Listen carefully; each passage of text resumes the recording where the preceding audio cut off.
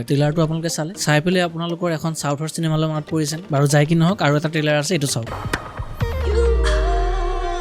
মই কিন্তু মাজে মাজে আহি থাকে মোক কিন্তু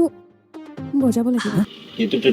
তো এই দুখন হৈছে অসমীয়া চিনেমা যি দুখন আহি আছে ছেপ্টেম্বৰ অক্টোবৰৰ ভিতৰত আৰু চিলনী চুৰ চিনেমাখনটো আগষ্টৰ 30 তাৰিখে আহি আছে আৰু লিটাৰেলি চিনেমাখনৰ ট্ৰেইলাৰ 1K ভিউজো নাই আৰু এই ট্ৰেইলাৰটো চাই মোৰ মূৰত প্ৰথম কুৱেশ্যন এটাই আহিছিলে যে কিয় দৰকাৰ হৈছে এনেকুৱা চিনেমা বনাবলৈ যাই কি নহওক এইটো বিষয়ত আমি নিশ্চয় এটা নতুন ভিডিঅ'ত কথা পাতিম তাৰ কাৰণে চেনেলটো ছাবস্ক্ৰাইব কৰি ল'ব যাতে অসমীয়া চিনেমা জগতৰ লগত জড়িত নতুন আপডেটবিলাক আপোনালোকে পাই থাকে তো আজি কথা পাতি আছো পিখাছৰ বক্স অফিচ কালেকশ্যনৰ বিষয়ে পিখাছৰ ৰেছপন্সৰ বিষয়ে অডিয়েন্সে কেনেকুৱা ৰেছপন্স কৰিছে সেইটো বিষয়ে আমি আলোচনা কৰিম তো নমস্কাৰ কেনে আছে য'ত পিখাছ চিনেমাখনৰ প্ৰথম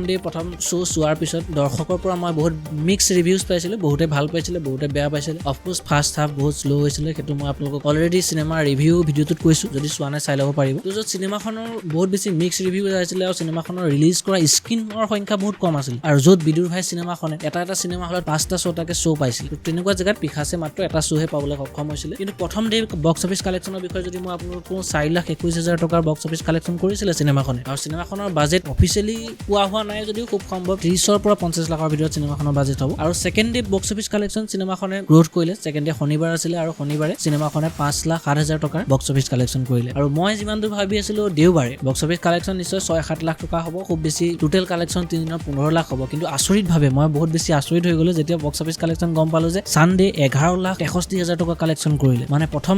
দুদিনত যিমান কালেকশ্যন হৈছিল তাতকৈ বেছি ছানডে কালেকশ্যন কৰিবলৈ সক্ষম হ'ল আৰু ইয়াৰ কাৰণ মই এটাই ক'ম ৰাইজৰ পৰা পোৱা পজিটিভ ৰিভিউজ য'ত বিদুৰ ভাই নিচিনা চিনেমা ফেমিলি চিনেমা চলি আছে বিদুৰ ভাই চিনেমাখনৰ লগত মই পিখাছৰ কম্পেয়াৰ এটা কাৰণে কৰা নাই যে চিনেমা দুইখনৰ অডিয়েন্স বেলেগ চিনেমা দুইখনৰ দৰ্শক বেলেগ চিনেমা চোৱা ৰাইজ বেলেগ দুইখনৰ কাৰণে কাৰণ এখন এডাল ৰেটিং আছে এখন ফেমিলি ফ্ৰেণ্ডলি চিনেমা হয় আৰু য'ত 49খন স্ক্ৰীণত ছানডে ৰিলিজ হৈছিলে আৰু ছানডে বক্স অফিচ কালেকশ্যন 11,63,000 টকা আৰু এটা সঁচাকৈ ভাল খবৰ অসমীয়া চিনেমাৰ কাৰণে য'ত পিখাছৰ নিচিনা এক্সপেৰিমেণ্টেল চিনেমা যিটোৱে ৰাইজক বহুত বেছি ভাল এক্সপেৰিয়েঞ্চ দিবলৈ সক্ষম হৈছে তাৰ কাৰণে আচলতে ৰাইজে আঁকোৱালি লৈছে কিন্তু সেই ঠাইতে এনেকুৱা কিছুমান চিনেমাও ৰিলিজ হ'বলৈ গৈ আছে যিখিনি চিনেমাৰ ট্ৰেইলাৰ ইতিমধ্যে মই আপোনালোকক দেখুৱালো আৰু আপোনালোকে যদি এতিয়ালৈকে পিখাছ চোৱা নাই নিশ্চয় চাব আৰু 18+ হয় অকলে গৈ চাব বা বন্ধুৰ লগত চাব ফেমিলিৰ লগত নাযাব কাৰণ ফেমিলিৰ লগত চোৱা চিনেমা এখন নহয় আৰু যদি বিদুৰ ভাই চোৱা নাই সেইটোতো বহুত লাজৰ কথা য'ত অসমীয়া হিচাপে আৰু অসমৰ ইমান বেছি পপুলাৰ আৰু ইমান বেছি ভাল এখন চিনেমা উন্নত মানদণ্ডৰ এখন চিনেমা আপোনালোকে নিশ্চয় মিছ নকৰিব এতিয়াও চলি আছে হলত চলি থকা সময়তে চাই লওক কাৰণ কেতিয়া OTTত আহিব কেতিয়া টিভিত আহিব তালৈ ৰখি নাথাকিব কাৰণ বহুত টাইম লাগি যাব পাৰে আৰু বিদুৰ ভাই চিনেমাখন ইতিমধ্যে